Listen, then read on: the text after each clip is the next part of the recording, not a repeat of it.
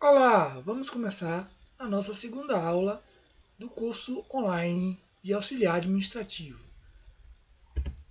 Nessa aula, vamos ver a gestão organizacional, o papel do auxiliar administrativo no ambiente empresarial.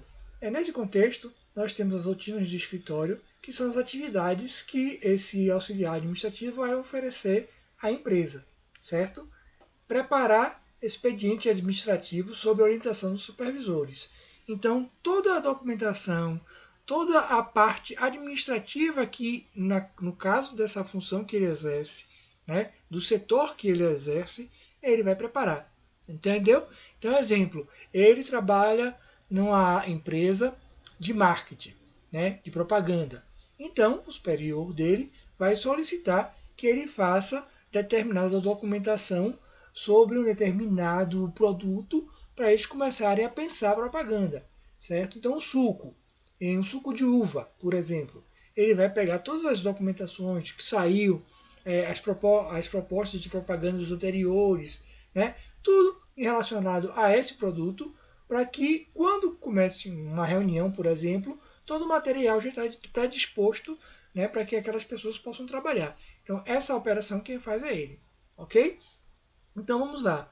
Operar equipamentos diversos, tais como telefone, aparelho de fax, que hoje nem tanto, mas em algumas empresas ainda funciona, né, ainda tem, computadores, copiadoras, projetores de multimídia. Então, exemplo, vai acontecer uma reunião. Então, geralmente, essa reunião vai precisar de um computador ligado a um data show, né, a um projetor de multimídia. Então, essa preparação de todo o equipamento, quem vai fazer é auxiliar administrativo, quem vai ligar, quem vai ver se o som está ok, tudo isso ele vai começar a fazer, entendeu? Controlar a entrada e saída de materiais, bem como a sua distribuição durante o expediente. Então, todo material que chega e sai de uma empresa, no caso de administrativo, então, exemplo, caneta, papel, borracha, tesoura, né? Tudo que a empresa vai trabalhar naquele momento, existe também o auxiliar que vai lidar com isso. Então, ele vai lidar com todo o material que vai ser disponibilizado naquele dia. Então, se vai ter uma reunião, ele vai colocar os blocos de nota em cima da mesa, ele que vai ver a questão das canetas, tudo bonitinho, para quando começar também a reunião, tá tudo lá preparado, certo? Manter arquivos e documentos organizados. Então, a organização documental não é ele que faz, né? Quem faz já é uma pessoa específica. Mas para manter esse arquivo organizado, aí é com ele, entendeu? Aí ele que vai ver toda a questão de tirou um documento, quando colocar no mesmo lugar, entendeu? Então isso ele que faz, né? Contribuir para manter o ambiente de trabalho limpo e saudável, ok? Então assim, não é ele que vai fazer a limpeza do ambiente de trabalho. No caso, a empresa tem pessoas, né, que vai fazer essa ação, né? No caso, o pessoal da limpeza. Então, varrer, passar o pano na mesa, né? Quem vai fazer é o pessoal da limpeza. Mas o ambiente de trabalho organizado e limpo, né? Quem vai, exemplo, se sujou alguma coisa, então ele pode chamar o pessoal da limpeza, certo? Se está faltando um determinado equipamento, ele que vai chamar o pessoal da manutenção, que vai colocar aquele equipamento, né? Então, ele que vai fazer a parte organizacional da empresa funcionar, né? Os trâmites da empresa funcionar. Então, cada um tem o seu papel. Ele é essa pessoa que vai lidar com essa organização da empresa, ok? Para isso, ele tem que se comunicar, né? A empresa tem que se comunicar, tem que ter comunicação. Se a empresa não houver a comunicação, fica difícil trabalhar, porque você não sabe o que o outro está pedindo, né? Então vamos falar um pouquinho sobre comunicação empresarial aqui, ok? A comunicação nada mais é, né? É um processo de transmitir uma informação e obter compensação de uma pessoa para outra. Se não houver essa compensação, quer dizer, esse diálogo, essa comunicação, não vai ocorrer, no caso, a comunicação, como eu falei. Se uma pessoa transmitir uma mensagem e não for compreendida por outra pessoa, a comunicação não se concretizou.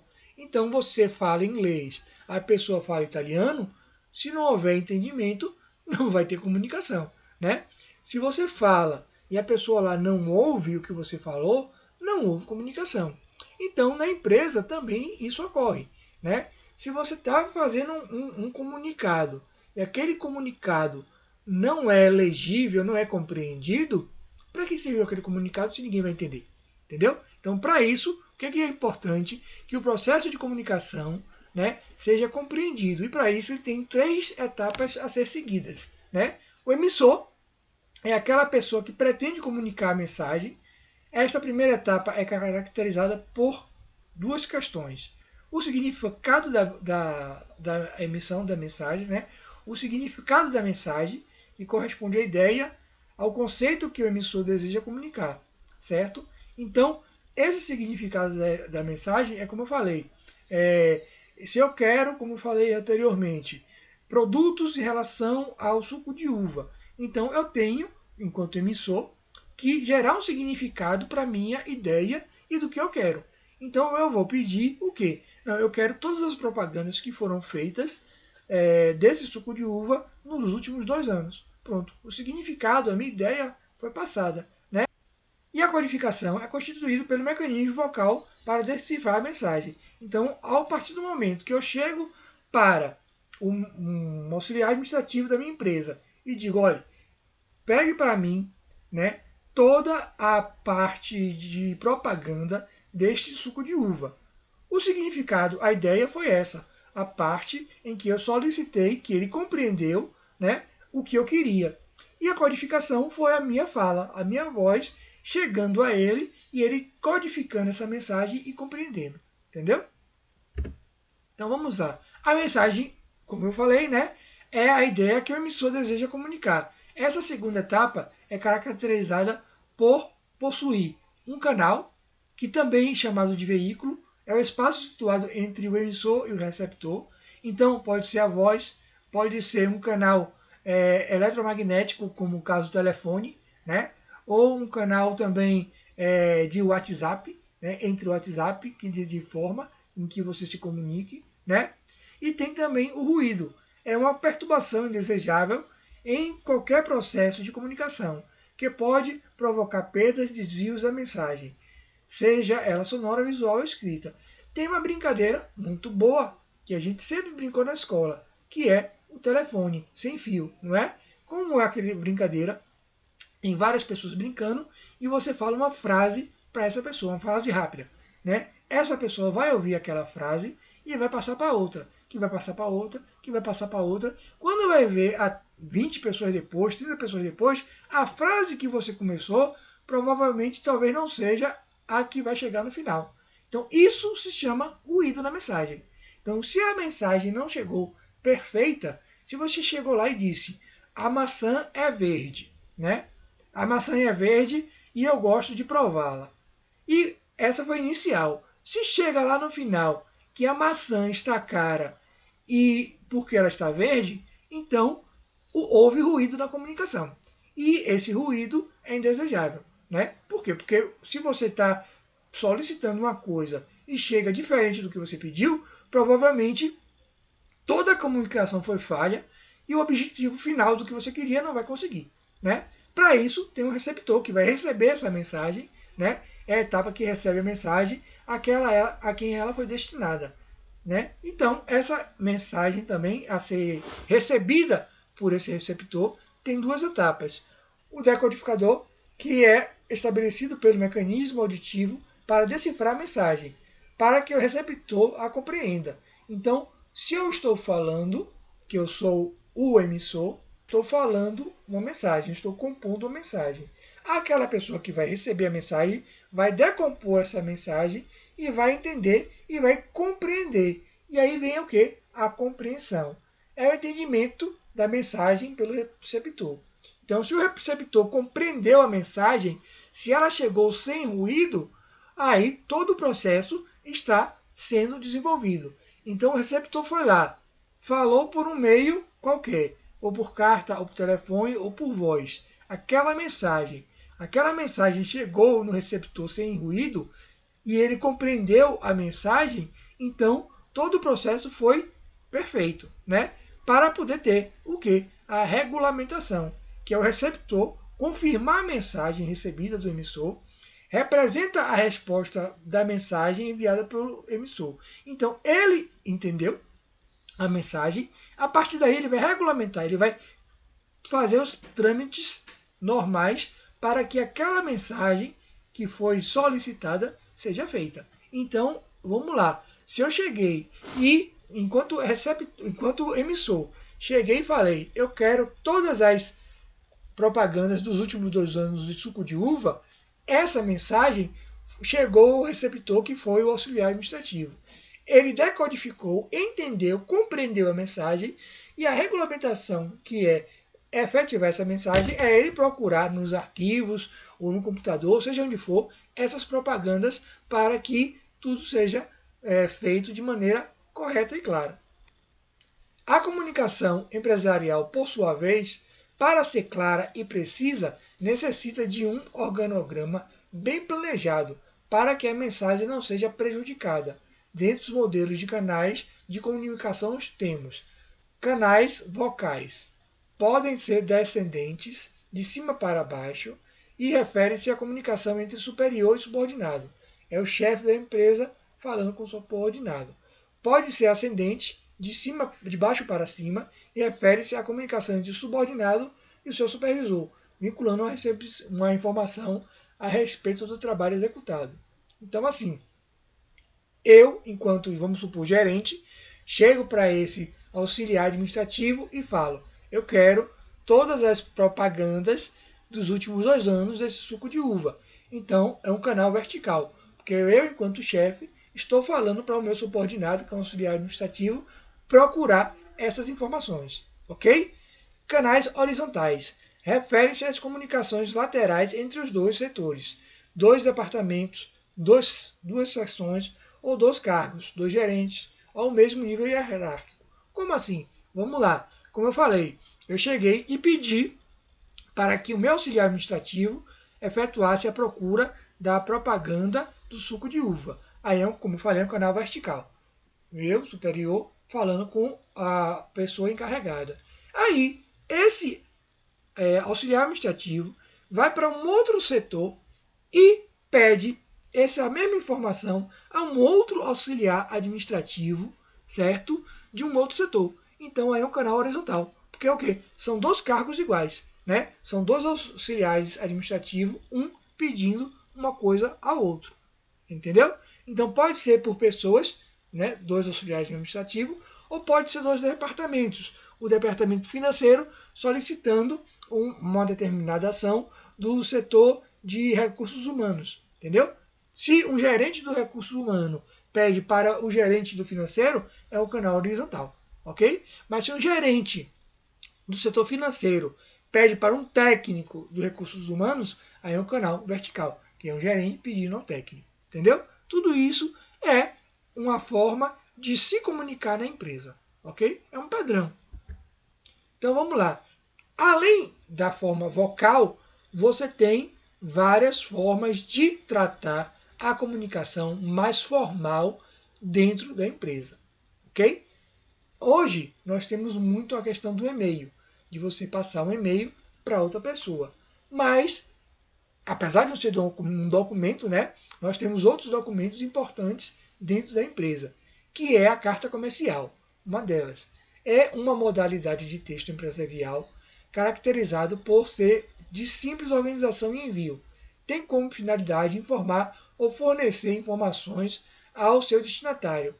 Toda carta comercial deve possuir em sua estrutura local e data, destinatário, vocativo, assunto ou contexto e despedida de assinatura. Como assim? Vamos lá, parte por parte. Cada carta comercial deve possuir a estrutura. O que? Local e data. Vamos pegar aqui, Salvador, 26 de maio de 2020, né, o ano passado, supondo. Essa carta foi enviada. Destinatário, setor de recursos humanos. Vocativo, senhor Henrique. Assunto, demissão de funcionário. Contexto, vou explicar dessa demissão. Aí despedida, atenciosamente, muito obrigado, e coloco minha assinatura. Uma cartinha, beleza, ok? Um memorando. é uma comunicação interna utilizada entre vários setores de uma organização para encaminhar, solicitar, pedir, distribuir informações ou documentos. Então, exemplo. Então, vamos lá. Vamos supor que esse ano não houve carnaval. Então, terça-feira de carnaval, não houve feriado. Muitas empresas trabalharam. Então, 15 dias antes, a empresa lançou um memorando, uma comunicação interna para todos os setores, dizendo o seguinte: informo que na terça-feira de carnaval será expediente normal, não será feriado. Pronto, entendeu? Foi um memorando que as pessoas receberam e já sabem do que está acontecendo, ok? Ofício é um tipo de correspondência muito utilizada nos órgãos públicos. Originalmente é uma correspondência oficial, dependendo ser também por empresas e demais organizações. O ofício é muito realmente utilizado no setor público. A maioria dos documentos que saem de um setor para outro ou de uma secretaria para outra é de forma de ofício. Ofício é uma linguagem mais técnica, certo? Ele demonstra tudo que você precisa fazer, né? Ele também tem uma estrutura igual à carta comercial, com local, data, o número do ofício que tem que ter, o destinatário, né? O assunto, tudo bonitinho, igual a carta comercial com mais coisa, entendeu? Então, esse ofício, ele é numerado, ele tem número. Por quê? Porque cada ofício tem que saber para que serve. Então, quando você envia um ofício, você bota lá, ofício 001, é para quê? Tal coisa. O 02 é para quê? Tal coisa. Então, no final do ano, você sabe quantos ofícios e quais ofícios foram enviados para todo lugar. Porque isso é importante para a empresa, né? O memorando nem tanto. O memorando é só uma comunicação, mas o ofício é um documento muito importante, oficial, que tem que ser numerado, tem que saber o que foi mandado, quando foi mandado e por que foi mandado. Ok? Relatório. É um tipo de redação técnica usado para expor o modo como foi realizado o trabalho, ou as circunstâncias em que se deu um determinado fato ou ocorrência. O relatório poderá conter descrição do objeto, processo, experiência, narrativas detalhadas de fatos e acontecimentos, inclusive com anexos específicos. A estrutura de relatório deve conter folha de rosto, título, autor, destinatário, sumário, introdução, desenvolvimento e conclusão. Quem trabalha, quem já atuou, né, em qualquer empresa que precise de relatório, sabe também da dificuldade de se fazer um. Quem já estuda em graduação, né, quem faz faculdade, já lidou com trabalhos técnicos que também utilizam essa forma de estrutura, que é sumário, introdução, desenvolvimento, conclusão, né? Vamos lá. Vou dar um exemplo de relatório. Supondo que você vai fazer uma visita, né? Você é um técnico, um engenheiro, que vai fazer uma visita a uma subestação de água. E lá você vai ver tudo o que está acontecendo nessa subestação, vai anotar e no final vai fazer um relatório do que você viu. Então você vai fazer um relatório das condições ambientais, das condições de infraestrutura, das condições da água, né? Se precisar, tira foto, coloca como anexo. Se precisar, pega relatórios sobre a ocorrência, se teve alguma ocorrência, coloca como anexo, né? A introdução você vai iniciar dizendo o que você foi fazer lá. O desenvolvimento você vai falar sobre o que ocorreu, como ocorreu naquele desenvolvimento, lá no caso. E a conclusão você vai dar suas conclusões finais do que foi encontrado lá e o que é que precisa ser mudado ou não. Entendeu? Declaração. É um instrumento de comunicação utilizado, né, usado quando se quer afirmar a veracidade de um fato. Pode ser feita de dois modos. Ela é uma declaração, do exemplo, você pode digitar uma declaração, né? Ou você pode fazer de próprio punho, escrito à mão. A declaração, você vai dizer que você tem ou fez aquela atividade. Vamos lá. Você trabalha numa empresa e você vai ganhar um valor de transporte, né? Você recebe o salário e, além disso, você vai receber um valor a mais de transporte. Então, você vai fazer uma declaração de que você utiliza aquele transporte, aquele ônibus, e quantos ônibus você pega. Então, se você mora longe do seu trabalho e tem que pegar 4 ônibus, Você vai fazer uma declaração dizendo que você pega 4 ônibus, para você ter o valor de 4 transportes. Agora, se você faz uma declaração falsa dizendo que pega 4, só pega 2, aí é uma declaração falsa, pode lhe prejudicar. Porque, como aqui está dizendo, ó, é uma declaração que você vai afirmar a veracidade de um fato. Se você está mentindo, é complicado, ok? A procuração é um documento pelo qual uma pessoa transfere a outra poderes para praticar atos em seu nome. Então, exemplo, vou dar um exemplo. Eu passei numa faculdade, lá no Rio de Janeiro, mas eu estou aqui em Salvador. Então, como é que eu faço para me matricular na faculdade? Eu tenho que ir lá me matricular? Não. Eu conheço uma pessoa no Rio, eu faço uma procuração, dizendo eu, Márcio Agolo, CPF tal, morador tal, tudo bonitinho, declaro que a pessoa tal com CPF tal é meu portador para efetuar a minha matrícula nesta faculdade. Então, essa procuração só dá o direito a ele a me matricular nessa faculdade. Ele não pode pegar essa procuração, que eu transfiro o poder para ele, para abrir uma conta no banco. Por quê? Porque essa procuração não está dizendo isso. Essa procuração está dizendo apenas que eu estou dando poderes a ele para me matricular. Para fazer outra coisa não pode. Ok? Requerimento é um meio de comunicação escrita usado para fazer um pedido ou uma autoridade pública. Deve ser regido na terceira pessoa e conter os seguintes itens na sua estrutura: invocação, pronome de tratamento adequado e o título da pessoa a que se dirige. Então, vamos lá. Se for para um juiz, você vai lá, meritíssimo, entendeu? Se for para uma pessoa, um gerente, seja lá o que for, Vossa Excelência, entendeu? E aí você vai. Preâmbulo, que é a identificação do requerente, né? O texto, que é o que você vai expor o que você está solicitando, o fecho, que é a conclusão, a data e a assinatura do requerente. Então, exemplo, se você mora num bairro e está precisando asfaltar, você vai fazer um requerimento para a Secretaria de Administração ou de Infraestrutura da sua cidade, requerindo o asfaltamento daquela rua. Então vai ter que ser uma coisa bonitinha, como está aqui, um requerimento solicitando ao ente público. Ok? Atas são formas de registros em que se relata o ocorrido em uma reunião, convocação, congresso, assembleia. O documento de circulação restrita é geralmente de caráter confidencial.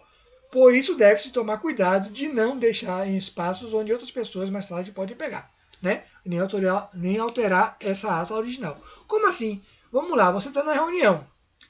Como essa reunião vai ser regulamentada, vai ser vista posteriormente? Como é que você vai gravar essa reunião? Ou você pode gravar a reunião com vídeo, né? Que é um fato, ou existe a ata. A ata, na reunião, a secretária ou o assistente administrativo vai falar tudo o que foi falado na reunião. Então, exemplo, o gerente comercial começa a falar. Aí a pessoa que está escrevendo a ata coloca: o gerente Roberto falou que é necessário que nós possamos adquirir equipamentos adequados para o nosso setor. Aí, né, nosso setor. Aí coloca assim: a técnica Ana concordou e disse que nesse momento as máquinas estão quebradas, entendeu? Então tudo que foi sendo falado na reunião é para ser posto. No final, os representantes que estão na reunião assinam, pode ser todos, ou pode ser só o gerente, ou pode ser só uma pessoa ou duas, né? Assina para confirmar aquela ata, e aí essa ata é guardada. Por quê? Para na próxima reunião, as pessoas que se esqueceram do que foi falado, pega essa ata, lê e lembra do que foi falado para continuar a reunião da forma mais normal, né? Uma forma mais prática, do que você toda hora ficar perguntando o que realmente a gente falou na outra, o que foi mesmo? O que foi mesmo? Entendeu? Então é uma forma mais prática de você tratar as próximas reuniões. Sistema de documentação de arquivos. Isso também, como eu falei, o arquivista é uma pessoa contratada para criar um sistema de arquivos. Mas para o decorrer do arquivo, né, de você colocar os arquivos, aí passa-se também a ser uma função do auxiliar administrativo. Né? Segundo a Associação de Arquivistas do Brasil, né, os arquivistas brasileiros, o arquivo é um conjunto de documentos que, independente da natureza ou do suporte, são reunidos por acumulação ao longo das atividades de pessoas físicas ou jurídicas, públicas ou privadas, certo? Esse arquivo também pode ser definido como a entidade ou órgão administrativo responsável pela custódia, pelo tratamento documental e pela utilização dos arquivos sob sua jurisdição. Atualmente, os arquivos podem ser classificados como públicos, federal, estadual, municipal, institucionais, escolas, igrejas, associações, comerciais, empresas, corporações e companhias, e pessoais, fotos de famílias e trabalhos. Então, o arquivo, você mesmo faz seus arquivos, sem saber. Se você tem um computador e cria várias pastas, em cada pasta você coloca uma documentação específica, isso é um arquivo. Então, você botou lá, documento pessoal, você bota todos os seus documentos, você está arquivando seus documentos. Fotos de aniversário, você está arquivando seus fotos, entendeu? Tudo isso é uma forma de arquivo. Então, assim, se você tem um arquivo público aqui na Bahia, se você for lá, você vai ver todos os documentos que foram feitos nas esferas administrativas durante talvez 200 anos aí. Tem 200 anos de arquivos no Arquivos Públicos da Bahia, onde você pode ir lá, você pode estudar, né? Agora tem, como aqui tem dizendo, tem arquivos confidenciais e não. Quais são os arquivos confidenciais? Muitos arquivos da ditadura militar ainda não podem ser vistos hoje, porque eles são confidenciais. Então eles têm um prazo para poder ser liberado. Isso também é válido, entendeu? Então todo tipo de arquivo, todo tipo de documento você pode arquivar. Então hoje você tem arquivos no computador, você tem arquivos naqueles fichários antigos de ferro, né, que você abre, tem as fichas lá dentro, é utilizado também muito hoje por órgãos públicos também. Você tem no Google Drive, o Google Drive é uma forma de arquivar, né? É uma forma mais atual, mais tecnológica de arquivar arquivos, entendeu? Tudo isso é utilizado. E nós também devemos lembrar que existem arquivos que guardam e organizam documentos cuja informação são registradas em suportes diferentes do papel, como eu estava falando, né? Como, por exemplo, disco, filme, fitas. Estes podem fazer parte de arquivos mais completos. Existem aqueles que guardam documentos gerados por atividades muito específicas, como arquivos médicos, de imprensa, de literário, e que muitas vezes precisam ser organizados com técnicas e com materiais específicos. São denominados de arquivos especializados. Então, exemplo, um hospital deve ter os arquivos muito bem organizados, para que quando você precise daquela informação, seja uma informação ávia que você não demore de conseguir. Então, geralmente, hoje, existem duas maneiras de você arquivar, né? A de papel e a de computador. E a mais específica é usar as duas, porque muitas vezes você tem que usar as duas, né? Então, exemplo, a do computador, você especifica o que você precisa e no papel você deixa os documentos que porventura não foi escaneado ou tem que ser de papel mesmo, entendeu? Um raio-x, no caso do médico, né? Então, tudo isso é importante. Então, entenda o seguinte, hoje, né, na aula de hoje, o que a gente viu foi a importância da comunicação, né, dentro da empresa, a importância da comunicação que o auxiliar administrativo deve ter dentro da empresa para entender o que o seu chefe imediato está pedindo, certo? E as formas de utilizar essa informação de forma correta, né, e prática. E depois de utilizada essa informação, a maneira correta de guardá-las, né, como guardar nos arquivos, entendeu? Então essa aula foi uma aula expositória para que você entenda a importância da comunicação, da documentação e de como elas são e como elas devem ser arquivadas, ok? Muito obrigado e até a próxima aula.